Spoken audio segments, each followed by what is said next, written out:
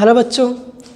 तो देखिए हम इलेक्ट्रोकेमिस्ट्री में पहुंच चले हैं variation of conductance and conductivity with concentration. ठीक है, इसके पहले लेक्चर में हमने देखा था कि एक्चुअली कंडक्टिविटी क्या होती है। हमने बताया था कि ये इसको जी से डिनोट करते हैं और ये बताता है कि एक्चुअली हमारा जो फ्लो ऑफ आयन है, मतलब कितनी आसानी के साथ हमारा आयन इलेक्ट्रोलिटिक सोल्यूशन में मूव कर रहा है। ठीक है, हमने कंडक्टिविटी को इस तरह से बताया था। फिर आपको बताया था कि मोलर कंडक्टिविटी बताया गया था ना। मोलर कंडक्टिविटी में आपको पढ़ाते समय ये बताया गया था कि भैया ये जो मोलर कंडक्टिविटी होती है ये होती है कि अगर इलेक्ट्रोलिटिक सोल्यूशन 1 ml हो तो उस कंडीशन में हमारी जो कंडक्टिविटी होती है वही कहलाता है मोलर कंडक्टेंस। देखिए इसका फॉर्मूला हमने बताया गया था, कप्पा मल्टीप्लाइड बाई 1000 अपान यम। और इसके लिए आपको बताया, देखो एक और टर्म आपको बताया गया था कंडक्टिविटी। ये आपको बताया गया था कि 1 ml में जो कंडक्टेंस होगा उसी को कंडक्टिविटी कहेंगे। एक टर्म आपको और बताया गया था, कहा गया था आपसे इक्विवेलेंट कंडक्टेंस, मतलब अगर एक जो हमारा इलेक्ट्रोलिटिक सोल्यूशन है वो 1 इक्विवेलेंट हो। कहने का मतलब वॉल्यूम क्या है वो मैटर नहीं करता, अगर हमारा उसमें जो सोल्यूट पार्टिकल है वो 1 इक्विवेलेंट हो तो उस कंडीशन में जो हमारा कंडक्टिविटी होगा, कप्पा होगा, उसी को हम क्या कहेंगे, इक्विवेलेंट कंडक्टेंस। और इसका जो फॉर्मूला निकल के आया था वो निकल के आया था kappa multiplied by 100 upon n. देखो ये जो यम है हम आपको बताएं ये मोलरिटी है, मतलब मोलरता है, और यन जो है नॉर्मलता है। इस चीज़ को आप विलेयन चैप्टर में पढ़ चुके हो कि मोलरता क्या होता है और नॉर्मलता क्या होता है। ठीक है, तो यहाँ तक हमने पढ़ लिया था। अब हम इसके आगे चलते हैं। ठीक है ना, देखिए इसके आगे ये है कि अगर कंसंट्रेशन को वेरी किया जाए, मतलब अगर मान लो कि ये हमारा कंटेनर है, ठीक है, इसमें हमारा इलेक्ट्रोलिटिक सोल्यूशन भरा हुआ है। ठीक है, इलेक्ट्रोलिटिक सोल्यूशन मतलब समझ रहे हैं ना, कि जैसे इलेक्ट्रोलाइट होगा, क्या होगा, इलेक्ट्रोलाइट। मैं फिर से बता दे रहा हूँ, इलेक्ट्रोलाइट होगा। बेसिकली इलेक्ट्रोलाइट क्या होता है, जिसको अगर वाटर में हम डिज़ोल्व करते तो वहाँ से वो करंट की फ्लो कराए। ठीक है, इसका एग्जांपल मैंने आपको बताया, जैसे CuSO4 बताया था मैंने आपको, ZnSO4 बताया था आपको, NaCl बताया था आपको, MgSO4 बताया था आपको। ठीक है, और कहूँ तो देखो MgCl2 भी होता है। तो ये तो एक कैटेगरी हो गई। दूसरा जैसे मान लो CH3COOH हो गया, HCOOH हो गया। ठीक है, तो देखिए जो इलेक्ट्रोलाइट वो होते हैं जो वाटर में डिज़ोल्व करने के बाद ये खुद अपने आयनों में टूट जाते हैं। जैसे अगर हम बात करें कॉपर सल्फेट की, तो आप देखिए CuSO4 क्या करेगा, ये विघटित हो जाएगा किसमें, Cu2+ में, और साथ में SO4 2- में। ठीक है, देखिए यही इलेक्ट्रोलाइट की प्रॉपर्टी है कि वह वाटर में डिज़ोल्व करने के बाद अपने आयनों में टूट जाता है, और जब यह आयनों में टूट जाता है तो ये इलेक्ट्रिसिटी की फ्लो कराता है।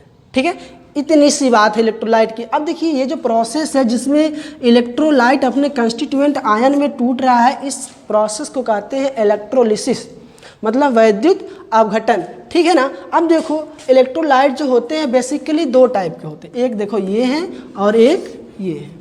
ठीक है, ये जो इलेक्ट्रोलाइट है ये स्ट्रॉन्ग इलेक्ट्रोलाइट है। मतलब कहने का मतलब ये है कि अगर इन इलेक्ट्रोलाइट को, जो मैंने इधर लिखा है, अगर इनको वाटर में घोला जाए, वाटर में डिज़ोल्व किया जाए तो ये कंप्लीटली अपने आयंस में टूट जाते हैं। मतलब देखिए कहने का तात्पर्य ये है कि मान लो अगर हमने 100 MgCl2 लिया, मान लो MgSO4 लिया, अगर 100 मॉलिक्यूल MgSO4 का लिया, अगर इसको वाटर में हमने डाला और 100 के 100 MgSO4 टूट गए, किसमें देखो 100 बनेगा Mg2+ और साथ में 100 SO4 2-। ठीक है, तो इस कंडीशन को हम क्या कहेंगे कि ये जो हमारा इलेक्ट्रोलाइट है ये स्ट्रॉन्ग इलेक्ट्रोलाइट है। ठीक है ना। देखो तो डेफिनेशन क्या निकल के आ रही है कि ऐसे इलेक्ट्रोलाइट जो वाटर में डिज़ोल्व करने के बाद अब हर मॉलिक्यूल, लगभग हर मॉलिक्यूल अपने कंस्टिट्यूएंट आयन में टूट जाता है, उसे क्या कहते हैं, स्ट्रॉन्ग इलेक्ट्रोलाइट या फिर स्ट्रॉन्ग इलेक्ट्रोलाइट, ठीक है। और जो दूसरा है, ये देखो अगर इनको वाटर में डिज़ोल्व किया जाए ना तो ये बहुत कम टूटते हैं। अगर जैसे मान लो हमने एसिटिक एसिड को डिज़ोल्व किया 1 लीटर में, ठीक है, मान लो 100 मॉलिक्यूल थे तो 100 के 100 इसमें तो कभी भी 1 लीटर में डिज़ोल्व होने मतलब टूटने वाले नहीं हैं। तो क्या होता है, कभी 10% टूटेगा, ठीक है, 10% मतलब समझ रहे हो ना, अगर 100 हमने डाला तो लगभग 10 टूटेगा, ठीक है। और मान लो और पानी इसमें मिलाया तो मान लीजिए 2 लीटर हमने पानी कर दिया तो मान लो 20 टूटा, 3 लीटर कर दिया तो मान लीजिए 30 मॉलिक्यूल टूटा। इसका मतलब ये है कि जो वीक इलेक्ट्रोलाइट होते हैं वो वाटर में डिज़ोल्व करने के बाद पूर्णतया नहीं टूटते हैं, मतलब बहुत ही कम मात्रा में टूटते हैं, ठीक है। देखो इस चीज़ को समझने के लिए हम आपको लिवा के चलते हैं क्लास 11th में। वहाँ पे आपने एक टर्म पढ़ा था DOD। DOD इसका फुल फॉर्म मतलब होता है, देखो, degree of dissociation, degree of dissociation, इसको रिप्रेजेंट करते हैं अल्फ़ा से, ठीक है। और ये अल्फ़ा जो होता है ये बताता है कि कितने हद तक आपका इलेक्ट्रोलाइट टूट रहा है, आप जितना डाल रहे हो कितना टूट रहा है। जैसे मान लो मैंने पहले ही आपको बताया, मान लो 100 डाला तो अगर उसमें 100 टूट गया तो उसके लिए जो डिग्री ऑफ डिसोसिएशन होगा वो 1 होगा।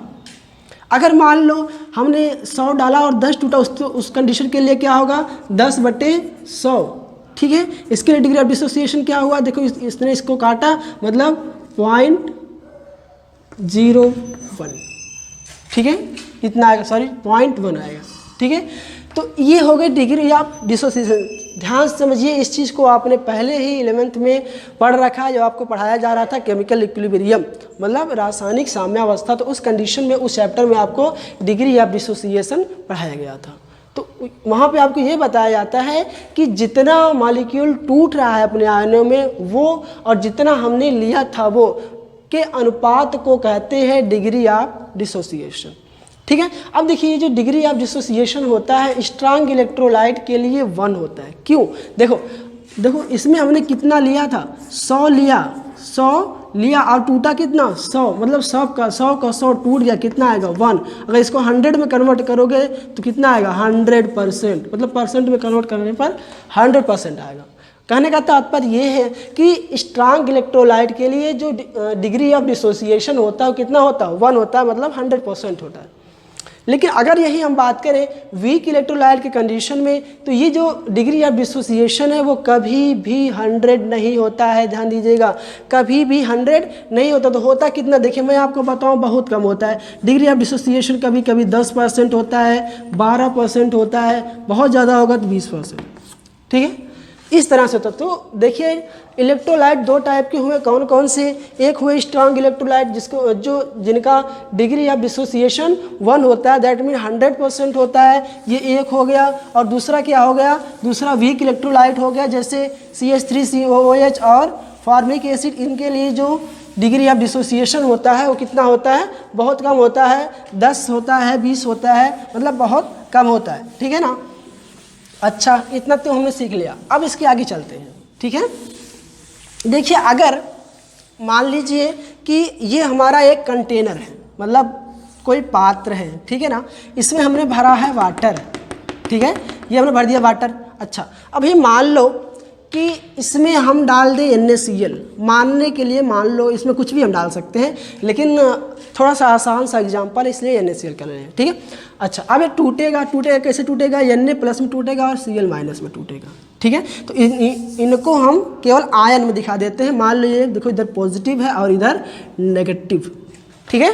अच्छा, अभी आप देखो, आपने पहली बात आपने कंडक्टेंस की फॉर्मूला क्या पढ़ रखा था, मैंने आपको बताया था कि ये जो कंडक्टेंस होता है दैट मीन G होता है वो मतलब उल्टा होता है रेजिस्टेंस के। मतलब ये मेजर करता है कि कितनी आसानी से हमारे आयन फ्लो हो रहे हैं इलेक्ट्रोलाइटिक सॉल्यूशन में। ये तो मैंने बताया था आपको। तो मतलब देखिए कि ये किस बात पर डिपेंड करेगा कि ये भैया इनको फ्लो करना है, इनको दूर दूर जाना है। तो पहली बात ये कि अगर ये नज़दीक रहेंगे तो इनके बीच क्या इलेक्ट्रोस्टैटिक फोर्स ऑफ अट्रैक्शन रहेगा, जी हाँ बिल्कुल रहेगा। और अगर इनके बीच इलेक्ट्रोस्टैटिक फोर्स ऑफ अट्रैक्शन रहेगा तो ये दूर दूर नहीं जाएंगे। तो मतलब कहने का तात्पर्य ये है कि इनका जो फ्लो होगा वो स्लो होगा। ठीक है। अच्छा, अभी मान लो हमने इसमें बाहर से वाटर डाल दिया। क्या डाल दिया? वाटर। अभी क्या हुआ कि देखो हमारा वाटर यहाँ तक पूरा भर गया। अब मान लो हमारा पॉजिटिव चार्ज यहाँ है और नेगेटिव चार्ज यहाँ आ गया। देखो क्या दूरी बढ़ी? दूरी बढ़ी कि नहीं बढ़ी? और अगर दूरी बढ़ी तो आपने कूलाम के नियम में पढ़ा है, फिजिक्स में बहुत ही एक सुंदर सा रूल पढ़ाया जाता है, बहुत ही सरल सा रूल पढ़ाया जाता है कि दो आयनों के बीच पाया जाने वाला इलेक्ट्रोस्टैटिक फोर्स होता है inversely proportional to the r square. मतलब जितना दूरी बढ़ेगी उतना फोर्स घटेगा। ठीक है, यही तो पढ़ा है हमने। अब देखो पहले कंडीशन में क्या था, पहला आयन यही था तो मतलब दूरी बहुत कम थी, इनके बीच जो फोर्स ऑफ अट्रैक्शन था बड़ा स्ट्रांग था।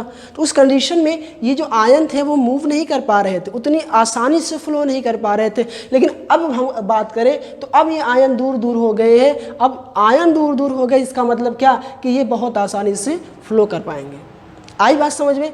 तो देखो पहली बात ये कि जब हम वाटर को इसमें डालते हैं, मतलब डाइल्यूशन करते हैं, तो उस कंडीशन में जो हमारा कंडक्टेंस होता है वो बढ़ता है। ध्यान दीजिएगा, इस बात को फिर से बता रहा हूँ कि कंडक्टेंस, अगर आप पानी मिला रहे हो, कहने का तात्पर्य ये है कि आप सांद्रता घटा रहे हो।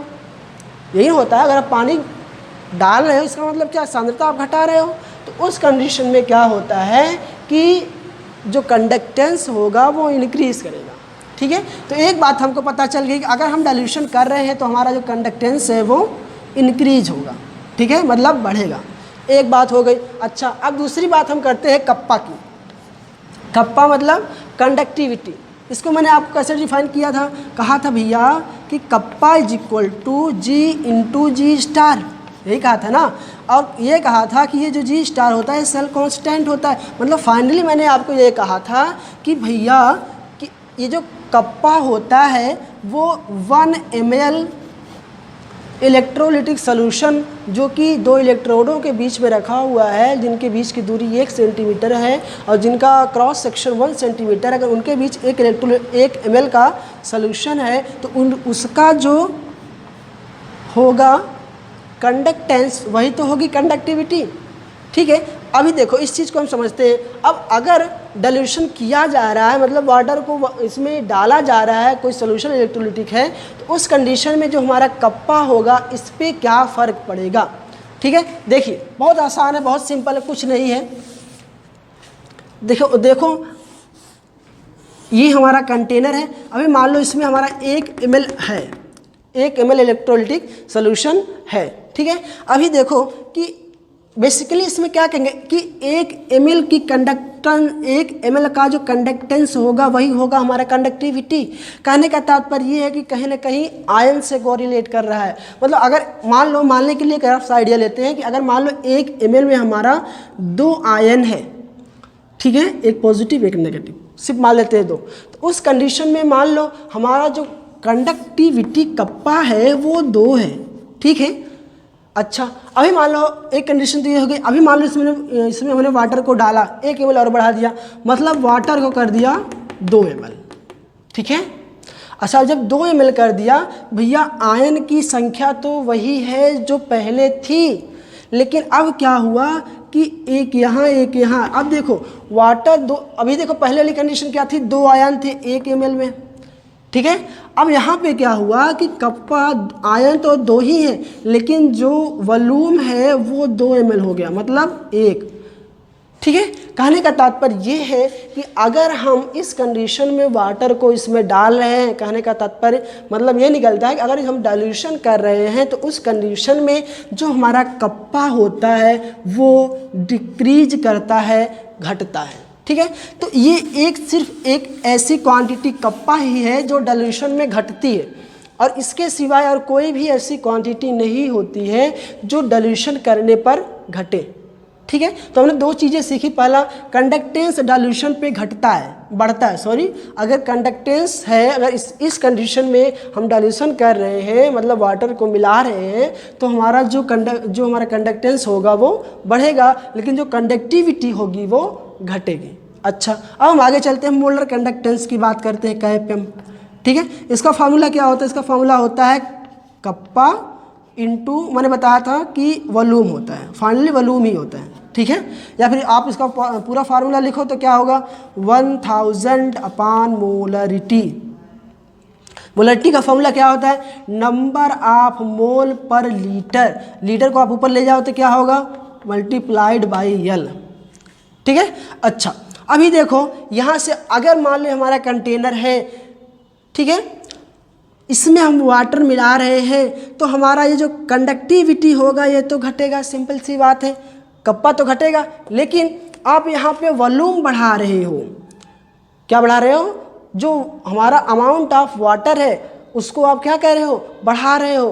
तो ये जो वॉल्यूम में बढ़ोतरी होती है ना, जो आयतन में जो वृद्धि होती है वो कंडक्टिविटी पर डोमिनेट कर जाता है, मतलब ये इस पर प्रभावी हो जाता है। तो उस कंडीशन में ये जो फाइनल रिजल्ट होता है कैप एम का मतलब मोलर कंडक्टिविटी का, ये इंक्रीज ही करता है। देखो मैं आपको समझाता हूँ कि जैसे मान लो कंडक्टिविटी, ये हमारा सोल्यूशन है, यहाँ नेगेटिव, ठीक है। अभी देखो यहाँ पे 1 ml पहले था तो ये इतना कप्पा था, ठीक है, मान लो कप 1 था, ठीक है, 2 मान लो 2 था। अच्छा अब इसको हमने 2 ml कर दिया, मान लो 4 ml कर दिया, 6 ml कर दिया, ठीक, 6 ml कर दिया। इस कंडीशन में जो हमारी कंडक्टिविटी होगी मतलब कप्पा होगा वो उतना ज़्यादा नहीं घटेगा जितना कि हमारा आयतन बढ़ रहा है वाटर का, मतलब जो हमारा इलेक्ट्रोलाइटिक सॉल्यूशन है उसका जो आयतन है वो ज़्यादा बढ़ रहा है इन कंपैरिजन टू दिस। इसीलिए कि ये कहा जाता है कि ये जो हमारा मोलर कंडक्टेंस होगा कैप एम होगा, इसकी वैल्यू क्या करेगी, इंक्रीज करेगी। और कब, जब हम डाइल्यूशन कर रहे हैं, देखो ठीक है ना। तो देखो हमने अब तक 3 रिजल्ट प्राप्त कर लिए हैं कि कप्पा ये जी है वो बढ़ता है डाइल्यूशन पे, कप्पा जो हमारा है वो एकमात्र ऐसी राशि है जो घटती है डाइल्यूशन पे, मतलब वाटर जब मिलाते हैं। और जो तीसरी हमारी है मोलर कंडक्टेंस, ये फाइनली इंक्रीज करती है जब हम डाइल्यूशन करते हैं। अच्छा जो अब हमारी जो चौथी राशि है कैप EQ मतलब इक्विवेलेंट कंडक्टेंस, तो फाइनली ये भी बढ़ता ही है, ठीक है। इसका जो फॉर्मूला होता है मैंने आपको पहले ही बता रखा है, kappa multiplied by 1000 upon n, ठीक है। इस कंडीशन में भी क्या होता है, यहाँ पे नीचे इक्विवेलेंट हो जाएगा, number of equivalent multiplied by यहाँ पे वॉल्यूम हो जाता है, ठीक है, वॉल्यूम यहाँ पे लिख दो वॉल्यूम इन लीटर, ठीक है। तो इस कंडीशन में भी देखो ये घटेगा, लेकिन ये जो हमारा वॉल्यूम है ये बढ़ता है, और जब वॉल्यूम बढ़ रहा होता है तो ये कंडक्टिविटी पर डोमिनेट कर जाता है, और फाइनली जो हमारा कैप EQ होता है मतलब इक्विवेलेंट कंडक्टेंस होता है वो इंक्रीज कर जाता है, ठीक है ना। तो यही बात थी हमारी। अच्छा देखिए इतनी तो हमने बात कर लिया, ठीक है। अब देखो मैं अपने मेन पॉइंट पे चल रहा हूँ। इतनी बात समझ में आई क्या कि डाइल्यूशन पे देखो कौन कौन सी राशियाँ घटती है, कौन कौन से बढ़ती है। देखो पहली कंडीशन जो हमारा कंडक्टेंस होगा वो बढ़ेगा, जो हमारा मोलर कंडक्टेंस होगा वो भी बढ़ेगा, जो हमारा इक्विवेलेंट कंडक्टेंस है वो भी बढ़ेगा, और घटेगा कौन, कप्पा मतलब कंडक्टिविटी, ठीक है। अच्छा इसको हम एक साइड कर लेते हैं। अब आगे चलते हैं। जैसे मान लो ये कहा जाता है कि अगर मान लो हमारा जो सॉल्यूशन है उसमें जो हमारा इलेक्ट्रोलाइट है वो स्ट्रांग है, कैसा है, स्ट्रांग। अब हम बात करते हैं स्ट्रांग इलेक्ट्रोलाइट की कंडीशन में, स्ट्रांग इलेक्ट्रोलाइट, ठीक है। उस कंडीशन में अगर हम डाइल्यूशन कर रहे हैं तो हमारा मोलर कंडक्टेंस और इक्विवेलेंट कंडक्टेंस पे क्या फ़र्क पड़ता है, पहले हम बात करेंगे। नंबर 1 बात करेंगे इसी के मतलब मोलर कंडक्टेंस के ऊपर। देखो मोलर कंडक्टेंस के ऊपर बात कर लिया, इसका मतलब इक्विवेलेंट कंडक्टेंस के ऊपर बात कर लिया।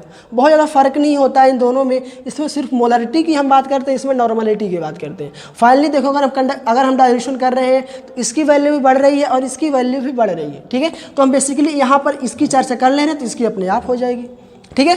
तो अगर हम देखो अब देखो हम बात कर रहे हैं आगे कि अगर हम इलेक्ट्रोलाइट कोई लिए हैं, इलेक्ट्रोलाइट, और यहाँ पहले हम बात करेंगे अगर हम स्ट्रांग इलेक्ट्रोलाइट लिए हैं तो उस कंडीशन में अगर हम डाइल्यूशन कर रहे हैं तो हमारा जो कंडक्टेंस होगा, जो मोलर कंडक्टेंस होगा वो घटेगा कि बढ़ेगा, ठीक है। अभी आप देखो अगर हमारा जो इलेक्ट्रोलाइट है वो स्ट्रांग है, कहने का तात्पर्य ये है कि अगर मान लो ये इतने में है, इसका वॉल्यूम इतना है मान लो, ठीक है, इतना इसका वॉल्यूम है। अभी मान लो अगर इसमें हमने 100 MgSO4 डाल दिया, ठीक है, अगर देखो अब चूंकि ये स्ट्रॉन्ग इलेक्ट्रोलाइट है, अब जो ही इसको वाटर में आप डालोगे 100 के 100 MgSO4 टूट जाएंगे। कैसे? 100 Mg2 प्लस में और साथ में 100 SO4 2 माइनस में।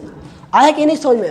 कुछ नहीं, देखो स्ट्रॉन्ग इलेक्ट्रोलाइट कंडीशन में क्या होता है कि जितने आप इलेक्ट्रोलाइट डाल रहे हो सबके सब टूट जाते हैं और अपने आयन देते हैं, ठीक है। लेकिन अभी कहने का तात्पर्य ये है कि अब इसमें आप वाटर मिलाओ, वाटर अब मिला रहे हो, क्या अल्फा पे कोई फ़र्क पड़ रहा है? देखो अल्फा मतलब डिग्री ऑफ डिसोसिएशन, इस पर कोई फ़र्क पड़ रहा है? नहीं पड़ रहा है।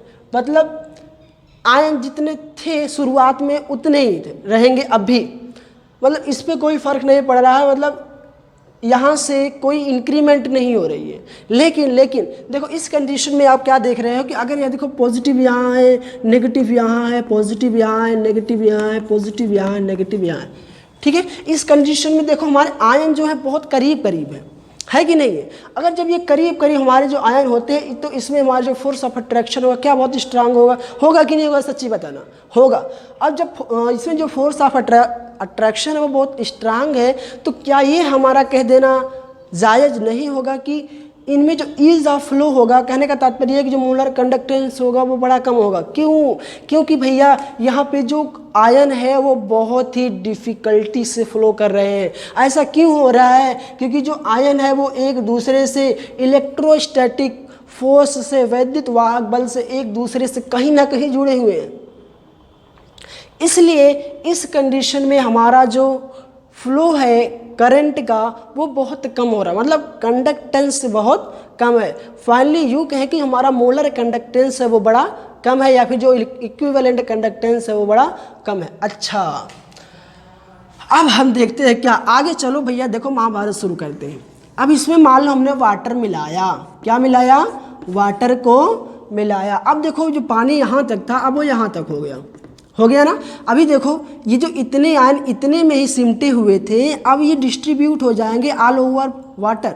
मतलब देखो एक यहाँ नेगेटिव, यहाँ पॉजिटिव, यहाँ नेगेटिव, इस तरह से दूर दूर बिखर जाएंगे। तो यहाँ पे आप देखो कि इनके बीच में जो फोर्स ऑफ अट्रैक्शन है वो कम हो जाएगा। क्यों? क्योंकि इनके बीच की जो दूरी है वो घट गई। अगर दूरी घट गई तो मैंने कुलाम साहब के रूल में पढ़ा है कि यह is inversely proportional to ion के बीच की दूरी।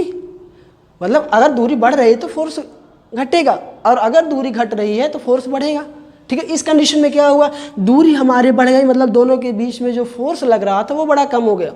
इसका मतलब ये कि आयन जो है वो स्वतंत्र हो गए, और जब आयन स्वतंत्र हो गए तो भैया मूव करने के लिए फ्री है, कहीं पर भी जा सकते हैं और बहुत आसानी से जा सकते हैं। कहने का मेन मकसद यहाँ पे हमारा ये था कि अगर हम डाइल्यूशन कर रहे हैं in the case of strong electrolyte, तो उस कंडीशन में भी जो हमारा कंडक्टेंस होता है, मोलर कंडक्टेंस होता है, इक्विवेलेंट कंडक्टेंस होता है, वो क्या होता है? इंक्रीज करता है, लेकिन बहुत ज़्यादा प्रोपोर्शन में इंक्रीज नहीं करता। क्यों? क्योंकि हमारे जितने आयन थे वो पहले ही टूट चुके थे, ठीक है।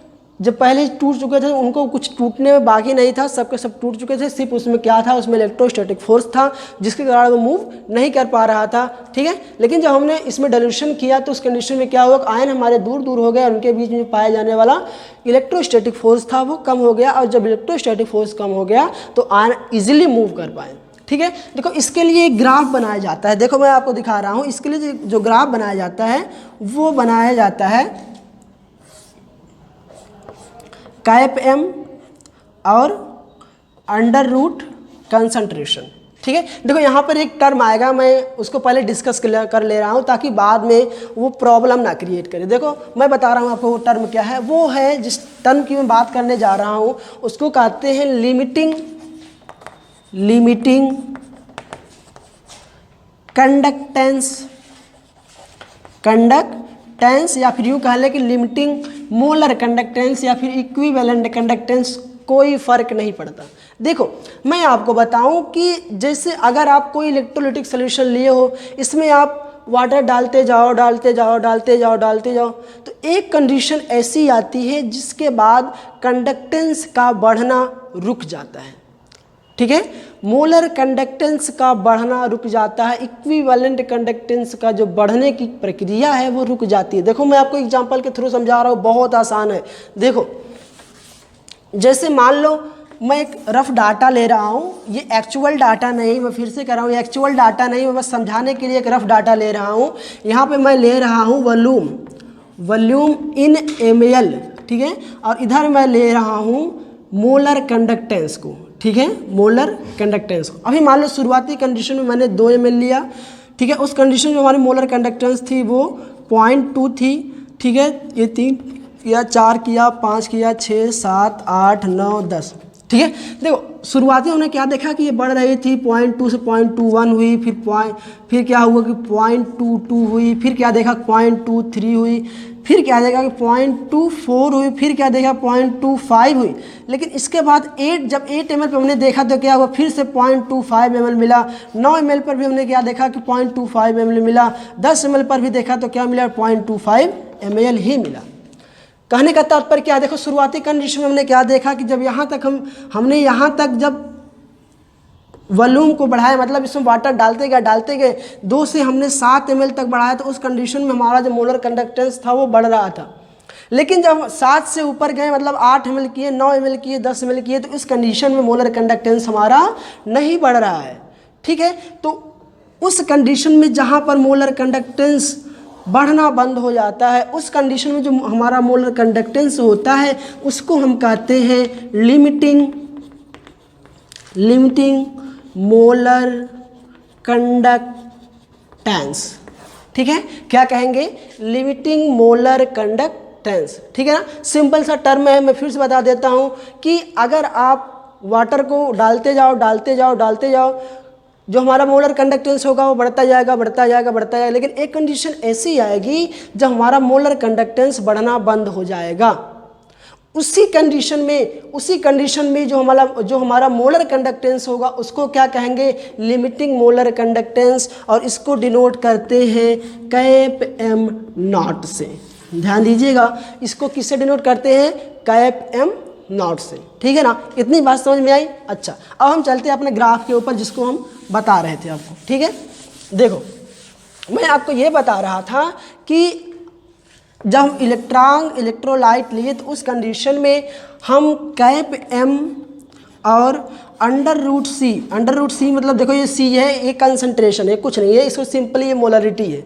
जब इनके बीच में ग्राफ प्लाट किया गया तो देखो क्या हुआ, शुरुआती कंडीशन में मान लो कि हमारा जब कंसंट्रेशन इतना था तो हमारी जो कंडक्टेंस था वो इतना था। ठीक है, देखो सिंपल। अब देखो जैसे जैसे हम पानी मिला रहे हैं, मतलब कंसंट्रेशन को घटा रहे हैं, तो उस कंडीशन में क्या देखा गया ना कि देखो थोड़ा सा हमने जब इसको घटाया, मतलब जब यहाँ पे मान लो यहाँ का डाटा अगर हम प्राप्त करें तो उस कंडीशन में क्या देखा गया ना कि ये जो हमारा मोलर कंडक्टेंस था वो थोड़ा सा बढ़ा हुआ था। ठीक है, अब अगला जब डाटा देखा गया, इतनी कंसंट्रेशन जो हमको चेक किया गया तो जो मोलर कंडक्टेंस था वो इतना मिला। जब यहाँ पे देखा गया तो इसके लिए इतना मिला, यहाँ पे देखा गया तो इसके लिए इतना मिला, और फाइनली जब ऐसे हमने एक ढेर सारे डाटा प्राप्त कर लिए तो इसके थ्रू एक ग्राफ बना लिया जो एक स्ट्रेट लाइन थी, मतलब सरल रेखा थी। ठीक है, तो देखो कहने का तात्पर्य ये है, यहाँ पे जो काट रहा होगा इसको इंटरसेप्ट कहेंगे, और इंटरसेप्ट मतलब होगा कैप एम नॉट। ठीक है, इसके बाद अगर आप डाइल्यूशन करते भी हो, कंसंट्रेशन यहाँ पे देखो लगभग 0 तो मतलब कंसंट्रेशन वो हो गई है जहाँ के बाद अगर आप कंसंट्रेशन को घटाते भी हो तो हमारा जो मोलर कंडक्टेंस है वो बढ़ने वाला नहीं है। ठीक है, देखो इसके लिए हमको एक स्ट्रेट लाइन प्राप्त होती है स्ट्रांग इलेक्ट्रोलाइट के कंडीशन में। ठीक है, देखो तो इसके लिए देखो हमने एक इक्वेशन पढ़ रखा है क्लास 10th में ही मैथमेटिक्स में, क्या होता है, y = mx + c।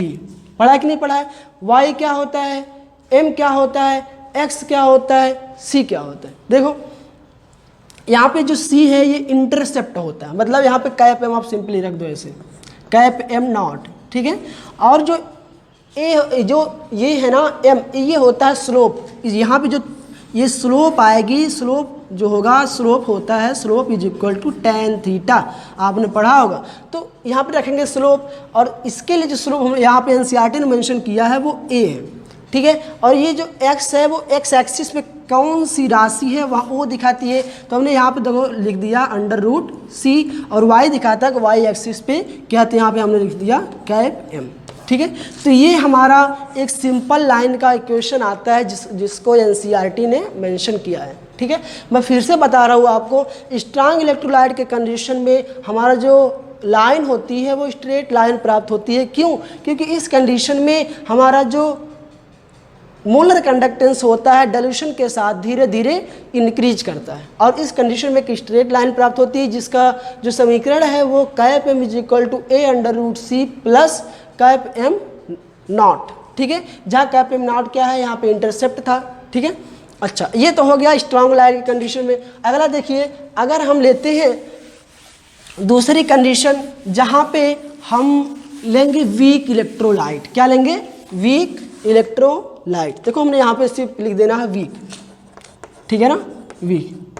अब दूसरी कंडीशन वो है जब हम बात करेंगे वीक इलेक्ट्रोलाइट। वीक इलेक्ट्रोलाइट की कंडीशन जब हम वाटर उसमें मिलाएंगे तो उस कंडीशन में हमारा जो कंडक्टेंस होगा, मोलर कंडक्टेंस होगा, इक्विवेलेंट कंडक्टेंस होगा, उस पर क्या फ़र्क पड़ेगा उसके बारे में हम अब यहाँ पे देखेंगे, ठीक है। देखो शुरू पहला कंडीशन हम देखते हैं कि जैसे मान लो हमने वीक इलेक्ट्रोलाइट के लिए क्या पढ़ रखा है कि इसके लिए जो अल्फ़ा की वैल्यू होती है वो बहुत ही कम होती है। मान लो हमने एसिटिक एसिड ले लिया है CH3COOH, ठीक है। अभी हमने इसको मान लो वाटर में डिज़ोल्व किया तो क्या होगा, मान लेते हैं शुरुआती कंडीशन में भैया ये 10% टूट गया और CH3COO- प्लस H प्लस बना लिया, ठीक है। शुरुआती केस में क्या था, अल्फा कितना था, 10%, सिर्फ 10%, इतना ही। वीक इलेक्ट्रोलाइट कंडीशन में इतना ही होता है, बहुत कम होता है, 10%, 12%, 15%, बस इतना ही। अब देखो जब हम अभी मान लो यहाँ पे दूसरी कंडीशन में आप देखो ले रहे हैं ये वाली वीक इलेक्ट्रोलाइट कंडीशन में, ठीक है। अब यहाँ पे एसिटिक एसिड हमने भर लिया है CH3COOH, ठीक है। अच्छा, जब इसके लिए अल्फा की वैल्यू कितनी होगी, 10%, मतलब शुरुआती में बहुत कितना था, जब इतना था तब 10% था। अभी जब इसमें हम वाटर डिज़ोल्व करते जाएंगे, वाटर डिज़ोल्व करेंगे और वाटर डालेंगे, तो उस कंडीशन में क्या होता है ना, ये जो अल्फा की वैल्यू होती है लगातार इंक्रीज करती जाती है, मतलब बढ़ती जाती है, 10 से होगी 20%, फिर 30%, फिर हो जाएगी 40%, फिर हो जाएगी 50%, मतलब ऐसे बढ़ेगी, धीरे धीरे बढ़ेगी। जैसे जैसे आप पानी डालते जाओगे अल्फ़ा की वैल्यू इंक्रीज होती शुरू हो जाएगी, ठीक है। अच्छा, अब देखिए क्या होगा, कहने का तात्पर्य ये है कि पहले आयन की संख्या कम थी लेकिन अब आयनों की संख्या भी बढ़ रही है जब हम वाटर डाल रहे हैं। देखिए बड़ी अच्छी बात ये है कि अल्फ़ा की वैल्यू बढ़ रही है। हमें स्ट्रॉन्ग इलेक्ट्रोलाइट की कंडीशन में क्या देखा था कि वहाँ पे अल्फ़ा की वैल्यू कांस्टेंट थी, मतलब वो 100% था, वो पहले ही सब कुछ टूट चुका था, लेकिन ये पहले ही सब कुछ नहीं टूटा है, ठीक है। ये पहले कितना, सिर्फ 10%, लेकिन जब हम डाइल्यूशन कर रहे हैं तो क्या देख रहे हैं, अल्फ़ा की वैल्यू इंक्रीज कर रही है कि नहीं कर रही। अच्छा, एक कारण तो ये हो गया जिसके कारण जब आयन बढ़ेंगे तो सिंपल सी बात है कि आयन ही तो इलेक्ट्रिसिटी फ्लो करता है, और जब आयन बढ़ेंगे तो इलेक्ट्रिसिटी जो फ्लो होगा, जो इसका ease of flow of ion होगा वो बढ़ेगा, और जब ease of flow of ion होगा वो जब बढ़ेगा तो हमारा कंडक्टेंस बढ़ेगा। कंडक्टेंस बढ़ेगा तो इसका मतलब हमारा जो मोलर कंडक्टेंस है वो भी बढ़ेगा, इक्विवेलेंट कंडक्टेंस है वो भी बढ़ेगा, ठीक है। ये कंडीशन हमारी है। अच्छा, ये कंडीशन तो ये हो गई कि अल्फ़ा की वैल्यू बढ़ रही है, इसलिए हमारा जो मोलर कंडक्टेंस है वो बढ़ रहा है। अच्छा, अब दूसरी कंडीशन ये देखिए कि जब हम यहाँ पे वाटर का अमाउंट बढ़ा रहे हैं तो शुरुआती कंडीशन देखो ये प्लस था, माइनस था, प्लस था, माइनस था, बहुत नज़दीक थे, ठीक है ना। तो इस कंडीशन में क्या था, फोर्स ऑफ अट्रैक्शन बहुत ज़्यादा था, तो इस कंडीशन में हमारा आयन था वो फ्लो नहीं हो पा रहा था। लेकिन जब हम वाटर इसमें डाल दिए तो देखो हमारे जो आयन थे वो बड़े दूर दूर हो गए, और जब आयन दूर दूर हो गए तो उस कंडीशन में हमारा जो फोर्स ऑफ अट्रैक्शन था वो कम हो गया। इसका मतलब ये है कि मोलर कंडक्टेंस यहाँ पर भी इंक्रीज करेगा, मतलब इसमें दोहरी बात हो गई, जिसके कारण जो हमारा कंडक्टेंस होगा वो बढ़ेगा, मोलर कंडक्टेंस जो होगा वो बढ़ेगा। अच्छा, ये बात होगी। अब देखो इसके लिए अगर हम ग्राफ प्लॉट करें तो उस कंडीशन में क्या होगा, देखो वही कंडीशन हमको यहाँ पर भी लेना है, एक को ले लेना है मोलर कंडक्टेंस को ले लेना है और एक और ले लेना है अंडर रूट कंसंट्रेशन। तो इसके लिए ये देखा गया कि जब हमने शुरू में लिया कंडक्टेंस, मान लो यहाँ पे मोलर कंडक्टेंस यहाँ पे ये लिया, तो धीरे धीरे धीरे धीरे धीरे ऐसे ऐसे बढ़ा, ऐसे ऐसे बढ़ा, लेकिन ऐसे उसके बाद बढ़ने लगा, मतलब धीरे धीरे इस लाइन के वो पैरेलल हो गया। तो इस ग्राफ से इसको कैलकुलेट कर पाना, मोलर कैप एम को, सॉरी मतलब कैप एम को, कैप एम नॉट को, लिमिटिंग मोलर कंडक्टेंस को कैलकुलेट कर पाना बहुत ही मुश्किल होने लगा। उसके बाद इस चीज़ को कैलकुलेट करने के लिए एक महान साइंटिस्ट हुए जिनका नाम था कोलराउस। तो कोलराउस जी ने अपना एक नियम दिया और उसमें उन्होंने ये कहा था, देखो अब हम यहाँ पे पढ़ेंगे एक नियम, क्या, कोहल-राउस लॉ, ठीक है, कोहल-राउस साहब का लॉ पढ़ेंगे। तो उन्होंने ये कहा था भैया कि अगर कोई इलेक्ट्रोलाइट है उसके द्वारा करंट इलेक्ट्रिसिटी का फ्लो हो रहा है, कंडक्टेंस हो रहा है, तो वो इतना होगा कि जितना उनके कंस्टिट्यूएंट आए होंगे। सिंपल सी बात है, बहुत ज़्यादा कंफ्यूज मत होइए, बहुत आसान सा नियम है। जैसे मान लो कि अगर एम जी सिंपल सा लेते हैं NaCl, ठीक है, देखो उन्होंने ये कहा कि अगर NaCl के द्वारा कंडक्टेंस हो रहा है, मोलर कंडक्टेंस हो रहा है, तो कुल मिला के इसके द्वारा जो कुल कंडक्टेंस होगा, इसके टूटने के बाद जितने आयन बनेंगे, तो प्रत्येक आयन के द्वारा जितना कंडक्टेंस होगा अगर हम उसको जोड़ लें तो वही होगा टोटल मोलर कंडक्टेंस। नहीं समझ में आया? देखो जैसे ये टूटेगा तो किस में टूटेगा, Na प्लस में टूटेगा और Cl माइनस में टूटेगा, ये टूटेगा ना। तो देखो कोलराउस साहब ने क्या किया कि पूरे इसके द्वारा जो कंडक्टेंस होगा, अगर हम इसके द्वारा होने वाले कंडक्टेंस और इसके द्वारा होने वाले मोलर कंडक्टेंस दोनों को जोड़ लेते हैं तो टोटल मोलर कंडक्टेंस हमको मिल जाता है। तो देखो उन्होंने एक सिंपल सा क्वेश्चन दिया, उन्होंने कहा भैया cap M naught is equal to lambda plus वाला part naught plus lambda negative वाला पार्ट नॉट, ठीक है। कंफ्यूज मत होइए, बहुत आसान सा नियम है।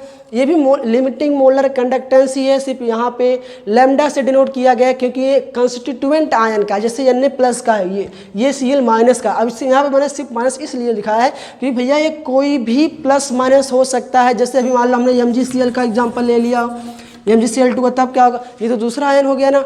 अभी देखो मान लो हमने CuSO4 का ले लिया, तो यहाँ पे जो आयन होगा पॉजिटिव ये दूसरा होगा, यहाँ पे जो नेगेटिव आयन होगा दूसरा होगा। तो इसीलिए यहाँ पे मैंने प्लस लिया और ये माइनस दिया। तो कोलराउस साहब ने लिया क्या, सिर्फ इतना कहा कि जो लिमिटिंग मोलर कंडक्टेंस होगा वो उनके कंस्टिट्यूएंट आयन के द्वारा प्रोड्यूस किए गए लिमिटिंग मोलर कंडक्टेंस के एडिशन के समेशन के बराबर होगा, ठीक है। तो कोलराउस साहब का नियम सिर्फ इतना था। अब इस पर सिर्फ न्यूमेरिकल्स बच्चे हैं, एक दो न्यूमेरिकल्स मैं अगले लेक्चर में कराऊंगा, उसके बाद ये चैप्टर फिनिश हो जाए। कहने का मतलब ये है कि मुश्किल से इस चैप्टर को ख़त्म करने में मुझे 15 मिनट और लगेंगे। तो अगले चैप्टर में मैं आपको केमिकल काइनेटिक्स शुरू करने वाला हूँ और ये चैप्टर ख़त्म करने वाला हूँ। तो आप पढ़ के आइएगा केमिकल काइनेटिक्स को, ठीक है। ये चैप्टर लगभग मान लीजिए कि आपका ख़त्म, ठीक है।